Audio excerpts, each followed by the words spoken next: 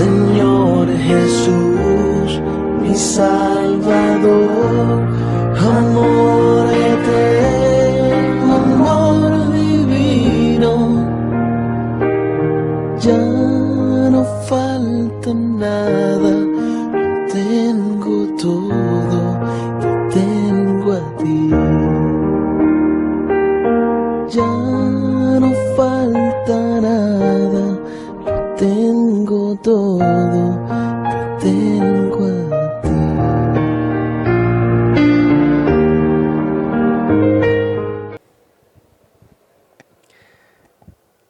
Bienvenidos a su programa Para que tengan vida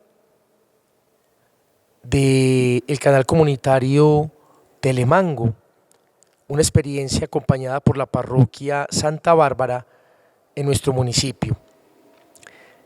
Hoy quiero hablarles un poco de las festividades patronales que ya estamos festejando acá en la parroquia, en honor a Santa Bárbara, cuyo día clásico celebramos el 4 de diciembre. Generalmente se celebran un novenario 9 días antes al día patronal, y por eso en estos días estamos ya celebrando todos los días, cada día, desde las 5:30, el Santo Rosario, las oraciones de la novena en honor a Santa Bárbara y la Eucaristía, donde diferentes grupos e entidades se unen para preparar solemnemente la celebración en honor a nuestra Santa Patrona.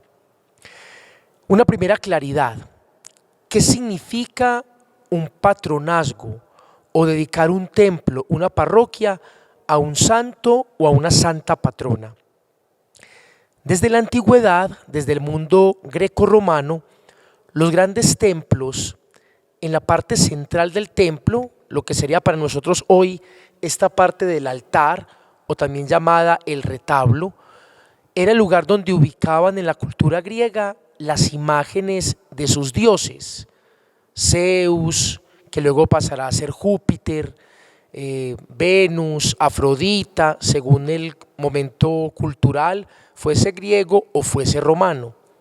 Todas las divinidades del mundo greco-romano se ubicaban en esculturas, unas de mayor tamaño y otras de menor tamaño, dependiendo de la importancia del lugar donde se estaba haciendo el culto, la invocación o el festejo a sus divinidades.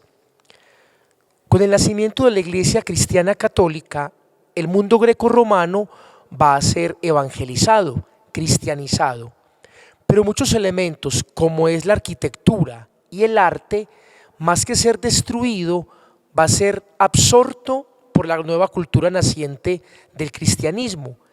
Y por eso los templos, que antes eran casas de reyes, se van a convertir en basílicas, en templos parroquiales, en lugares de culto y de adoración al Señor. Y las imágenes de esos dioses que se tenían en el mundo grecorromano van a ser cambiados por imágenes escultóricas de los santos, de la Virgen o de Jesús, para significar la devoción y el patrocinio de esa población, de ese territorio, al Señor. Por eso existen muchos templos dedicados a alguna advocación mariana, o templos dedicados directamente al señorío de Jesús, o templos dedicados a algún santo. De ahí que en esos retablos o en esos altares muchas imágenes eran o de mayor tamaño o de menor tamaño. Se va a seguir como la misma tradición. En nuestro templo parroquial, el templo ha sido consagrado a Santa Bárbara. Quizá por la antigüedad del lugar, fue muy común en la época de la colonia el bendecir y el de dedicar un templo a esta santa. Por ejemplo, en Santa Fe de Antioquia es muy famoso el templo donde muchas familias, parejas van a casarse, en la calle de la Amargura, también dedicado a Santa Bárbara. O por ejemplo en Monpós, el templo a Santa Bárbara, que tiene una hermosa torre con un balcón externo, una arquitectura muy especial, también dedicado a Santa Bárbara. Fue como la santa de moda en el tiempo de la poscolonia. Nuestro municipio, que es muy antiguo, también va a estar dedicado a ella, posiblemente por la altura de este territorio, de este lugar donde está ubicada la población, y por la cantidad de truenos, de centellas, de rayos que aquí podemos apreciar debido a las montañas y debido a los factores climáticos. Vamos pues ahora a hablar un poco de Santa Bárbara y de su importancia para nosotros en nuestro templo.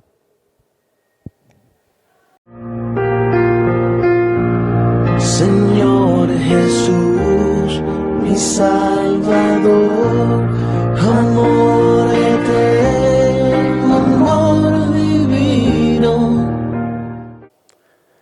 Como les venía contando, nuestro templo se ha engalanado con este hermoso altar, decorado bellamente con anturios, con pinochos, una flor pequeñita de color amarillo, para celebrar el martirio de Santa Bárbara. ¿Quién fue Santa Bárbara? A la cual celebramos el día 4 de diciembre.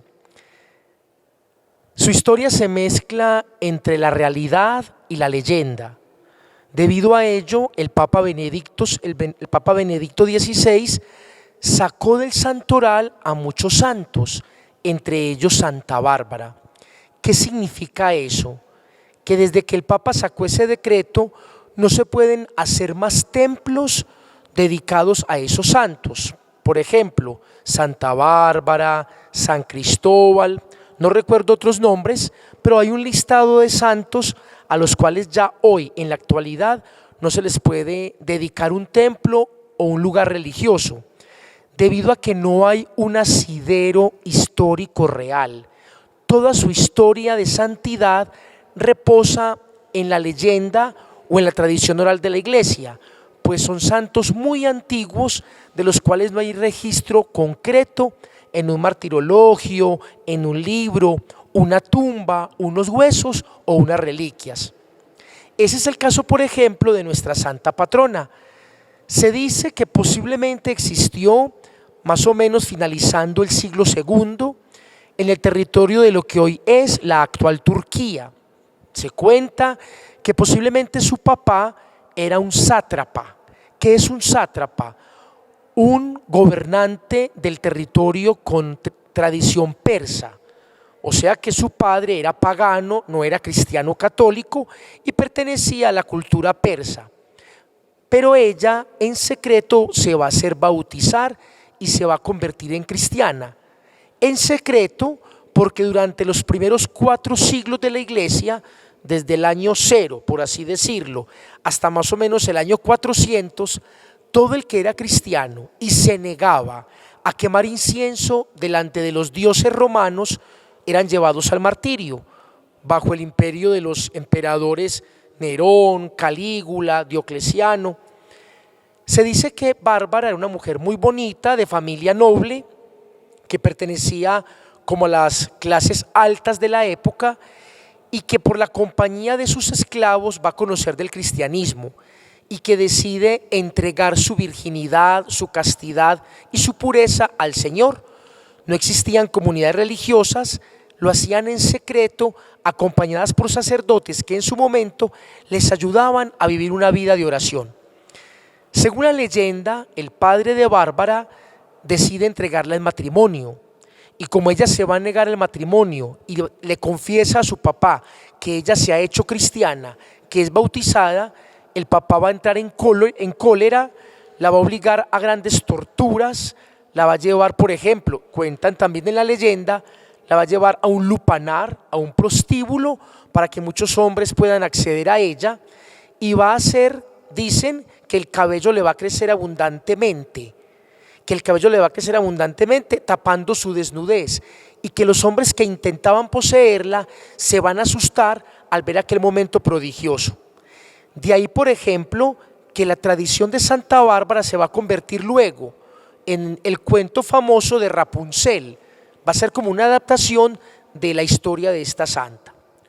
Otro elemento muy importante en la tradición de ella es que el papá, al ver que no podía acceder a ella por medio de los ultrajes, la va a encerrar en una torre para que nunca nadie la pueda ver, hasta que ella decida abdicar a su fe, renunciar a la fe. Bárbara, por supuesto, decide estar encerrada, permite estar encerrada en la torre, pero le pide a su papá que en la torre le construya 3 ventanitas. Y por eso en la imagen de Santa Bárbara, a sus pies hay una pequeña torre con 3 bloques y cada una de ellas con una ventanita.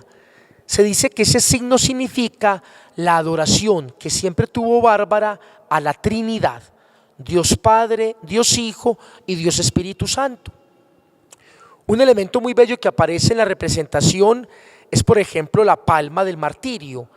En todas las imágenes cristianas donde se ubica la palma como símbolo de martirio, de entrega, es porque la palma, al ser cortada, sigue estando lozana, verde y llena de vida, aunque ya está muerta, ha sido separada de la planta. El otro símbolo es su capa roja, significando la sangre derramada. Según la tradición, ella va a morir por decapitación. Su papá le va a cortar la cabeza. Y el otro elemento que en nuestra imagen no aparece, pero que en otras representaciones de Santa Bárbara se utiliza muchísimo, es la espada. Ella también llevando en su mano una espada porque fue el símbolo de la tortura al morir decapitada. Nuestra imagen tiene una particularidad muy bonita, que es que en sus manos tiene un cáliz y una hostia sagrada, símbolo del amor por la Eucaristía y símbolo de su fe en el cuerpo y la sangre de Cristo. Toda la iconografía que encierra la imagen de nuestro municipio nos recuerda el valor de la fe, cómo ser testigos en medio de las persecuciones, de estar en la cárcel, del encierro, de la violencia, siempre estar de pie, fuertes ante el sufrimiento, pero llenos de esperanza. Terminaba la leyenda diciendo que este padre, lleno de ira, de cólera, al ver que su hija estaba adorando la Trinidad en esa torre y que al entrar en ella la encuentra de rodillas, saca furioso su espada, le corta la cabeza e inmediatamente del rayo del cielo va a caer un rayo que va a fulminar y va a asesinar al padre de Santa Bárbara. De ahí dice la leyenda y la tradición que el pueblo que se encomienda a Santa Bárbara va a estar libre de los rayos, de las centellas, y por eso se le representa como la protectora de los lugares donde hay muchos rayos debido a tormentas eléctricas, debido a sus ubicaciones en la altura de las montañas. De ahí, por ejemplo, que cuando escuchamos un rayo vamos a decir: Santa Bárbara bendita, ruega por nosotros. Santa Bárbara bendita, intercede por nosotros. O nos vamos a dar una bendición al escuchar un rayo: Santa Bárbara bendita, ruega por nosotros. Esas tradiciones van a pasar en el mundo, en la historia, hasta los días de hoy, cuando tanta gente se encomienda a ella para ser protegidos por las tormentas eléctricas.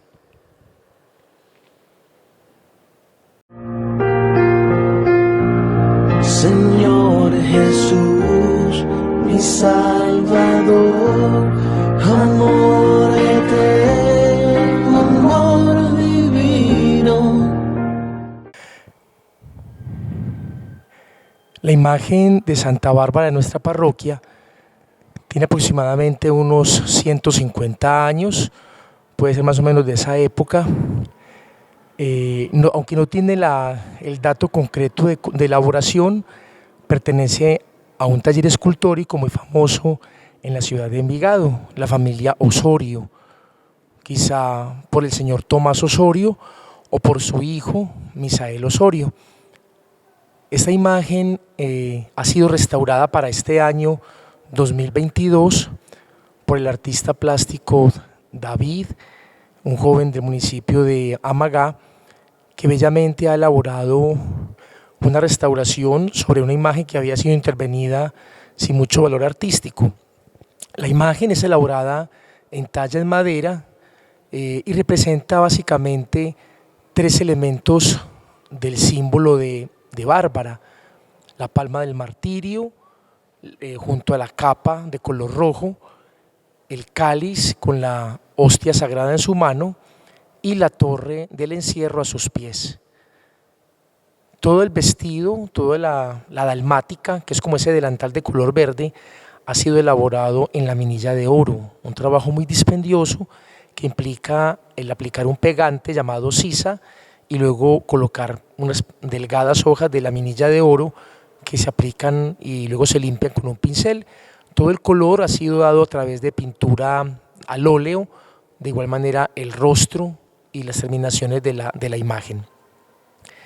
Es importante resaltar que esta imagen es de las más antiguas del templo. Existe otra imagen aquí en el templo, guardada en la casa cural, la cual ha sido raspada. Esa imagen, con el paso del tiempo, una mala lectura en el Vaticano II, más o menos en el año 1964, una imagen de 1 metro de altura, al parecer fue la imagen más antigua del templo, y esa imagen parece ser la que estuvo por primera vez en una capilla de la devoción del lugar. A esa imagen le faltan las manos, le falta la belleza del rostro, pero ahora podemos apreciarla también, que se guarda como reliquia ya, más no como elemento de devoción y de oración, porque no tiene la belleza digna para ser presentada en oración. Les invito para que valoremos mucho la imagen y las imágenes del templo, que son símbolo del arte, de la historia, de la fe de todo un pueblo, que van pasando de generación en generación, invitando a la contemplación y al encuentro con el Señor. Como también les dije ahorita, la historia de Rapunzel, ese cuento famoso que Walt Disney ha llevado a la televisión, dicen algunos que ha sido basada en su primera historia en la realidad de Santa Bárbara, el encierro en la torre, el crecimiento de su cabello, la persecución de parte de un papá, y cómo el cuento luego lo va a transformar en una historia de amor, en una historia de violencia de parte de una bruja malvada, pero va a tomar elementos esenciales para ser recreado y presentado a los niños. Si realmente existió o no existió Santa Bárbara como personaje real, humano, lo que se encierra la historia de esta mujer es la santidad de muchos hombres y mujeres que en su juventud, en los primeros siglos de la Iglesia, van a estar llenos de valentía y de fuerza para entregar su vida al Señor, desde la predicación, desde la evangelización, desde las dificultades de la cárcel, del encierro. Tantos hombres y mujeres que han sido mártires en tiempos inmemoriales y también hoy en la actualidad. Aquellos hombres y mujeres que luchan por la verdad, que defienden a sus familias, que defienden sus votos de pobreza, castidad y obediencia, que se entregan en el testimonio. Todo esto es lo que encierra la devoción a Santa Bárbara, a la cual también esta parroquia se entrega con amor, pidiéndole que nos haga fuertes en la experiencia de la fe.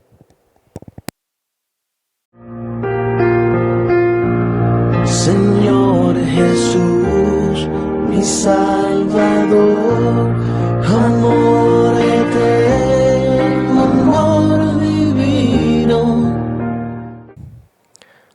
Bueno, también quiero aprovechar en el espacio de este programa para explicar un poco este símbolo del Adviento, la corona de Adviento, que quiero clarificar, no es un adorno. Cuando colocamos los adornos en la casa, en la calle, luces, guirnaldas, velas, moños, bolas, árboles, son decoración.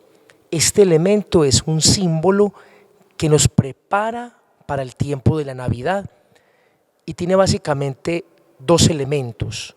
Uno, la corona, una corona que es de color verde, que simboliza esperanza, con decoraciones rojas, que significan amor, alegría y fuerza. Y también muchas veces le colocamos luces, le colocamos moños, bolas, elementos navideños para significar eso, prepararme para la llegada de Jesús, festejar su nacimiento terreno. Y el segundo elemento, primero la corona, el segundo elemento son las 4 velas, los 4 cirios que tienen este color específico. Muchas veces, muchos sacerdotes quizá hemos instruido mal y hemos dicho que son de color verde, rojo, blanco, amarillo. No, los colores de la corona de Adviento, de sus luces, son 3 cirios de color morado, porque este es el color del tiempo del Adviento, un color que significa preparación, un color que significa madurez, como la uva, que ya está madura, pero que aún no se puede cortar porque no ha llegado el momento de la cosecha. Esos 3 cirios significan el color morado, la espera, y el otro cirio, el cirio del tercer domingo de Adviento, es de color rosa, de color rosado, porque nos recuerda la figura de la Virgen María, que es como el centro del tiempo de Adviento, la mujer de la espera, y representada en ella la iglesia, símbolo de la esperanza. Estos cuatro cirios, se van a encender paulatinamente cada domingo. Por ejemplo, el primer domingo se ha encendido este. Para el siguiente domingo se va a encender el que ya se había encendido y el otro cirio nuevo. Para el tercer domingo se va a encender el primero, se enciende el segundo y se enciende el del color rosado, porque el tercer domingo de Adviento es el domingo de la alegría. Y para el cuarto domingo de Adviento, el cirio que queda faltando. ¿Qué significan esos cirios? Enmarcan 4 domingos, no un mes, casi un mes, pero son 4 domingos y cada uno de ellos encierra un personaje específico. El primer domingo nos recuerda los profetas del Antiguo Testamento, simbolizados especialmente en el profeta Isaías, los profetas de la espera, que anunciaron en sus profecías la llegada del Mesías y de la salvación.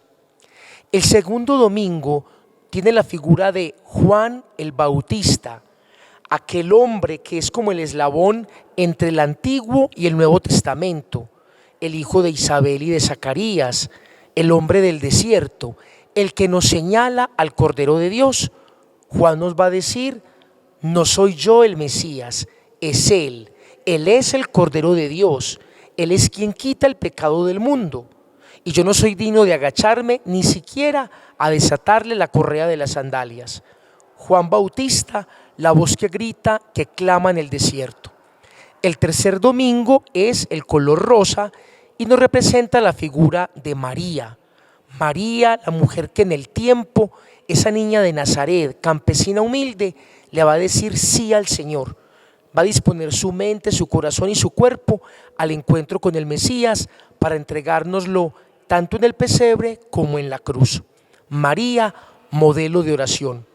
Y el cuarto domingo de Adviento nos representa a todos nosotros, la iglesia que está expectante, esperando la segunda venida de Cristo. La palabra que prevalece en el tiempo del Adviento es Maranatá, que significa ven Señor Jesús. El gran clamor de la iglesia en este tiempo es: ven Señor Jesús, ven a nuestro corazón, ven a nuestro pueblo, transforma nuestra vida. Por eso en estos 3 símbolos, en estos 2 símbolos de la corona y los cirios, se representan los momentos de la historia, el pasado, el presente y la actualidad y el futuro.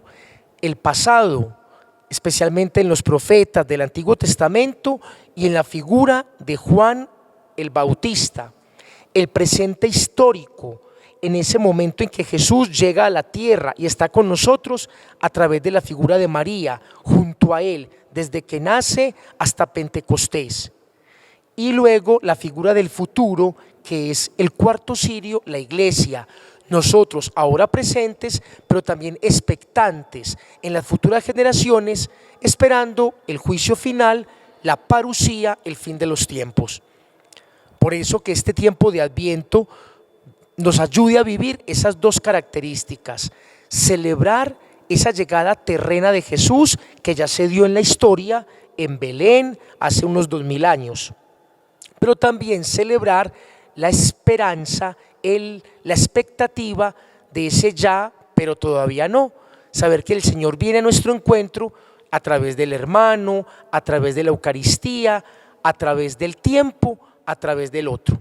Por eso seguir esperando siempre la presencia del Señor que se acerca a nosotros para redimirnos, para levantarnos.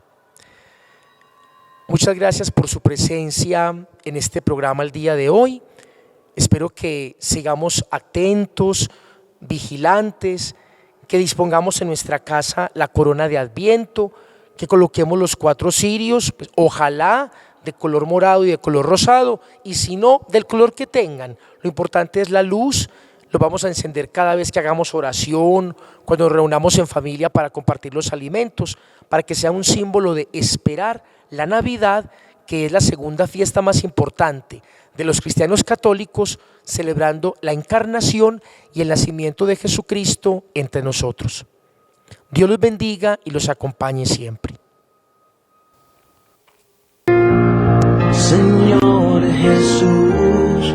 Salvador, amor eterno, amor divino.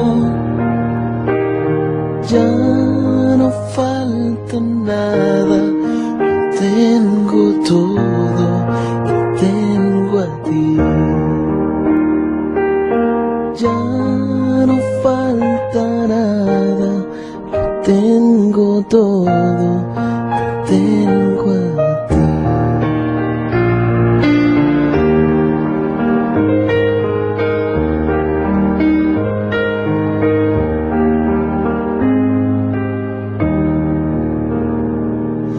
Dueño y rey del universo,